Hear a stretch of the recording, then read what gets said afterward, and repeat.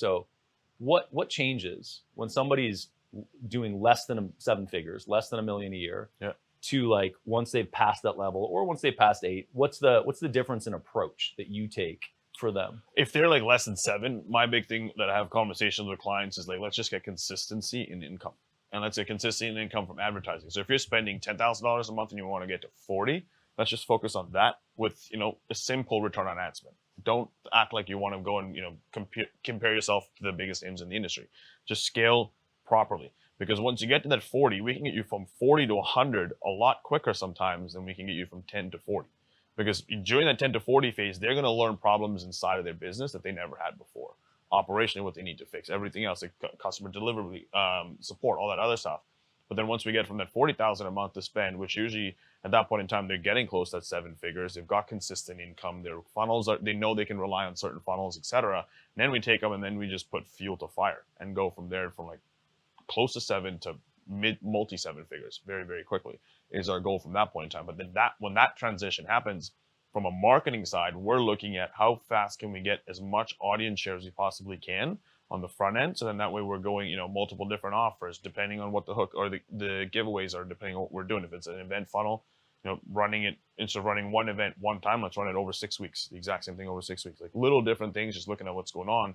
And the big thing that we do in that phase of change is taking them from just one network to multi-network. Right? A lot of people, and this is, I've had decent run-ins and arguments with people where it's like, oh, you can take someone to Facebook and spend, $100,000 a day. Yes, you can. But I can also spend $100,000 a day between 2 platforms and get them going just as quick than trying to get Facebook to spend $100,000 a day. But then you continually chipping away and scaling at that. Now, have we done clients right off the launch where, we're $50,000, $60,000, $100,000 a day? Absolutely.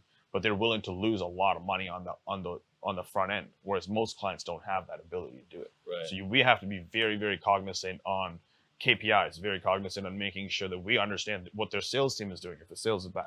Because, a lot of times sales will blame marketing will blame sales, but it's like, give me data. Like all we run our entire company on is data, right? So then that way we know because if you're giving me data, I'm all giving you data back on if we were able to do this with 40, imagine what we could do with 100. Mm-hmm. So it's just correlative. Yeah, the first thing that popped in my head when you said that was basically once you passed, until you get to call it $1 million a year or a couple million a year, whatever it is, keep it simple. Very. And just try to get a return to figure out how to make ads work. Yeah. It's in the paid world, right? And then once you get there, get complicated. Not really complicated, still keep it simple, but just do one step at a time. Yeah. Like, we're known as the guys that can help you guys or help people go multi-network. And they come to us like, I want to do this, and this. It's like, great. Have you done this and this yet? Or like Facebook and YouTube yet? And scale that to $100,000 a month? No. So let's just focus on that before we get TikTok and Snapchat and native. Because like, not only do you have to get more creative from the client, but then it's like, now it's different kinds of creative from the client. And it's different kinds of funnels for each platform depending on how it goes. Because TikTok's such a short attention span. So it's like you're spending a lot of time just to get one ad to work. Whereas like, at least if I can get Facebook and YouTube scaled at $100K a month minimum, let's just call it arbitrary numbers.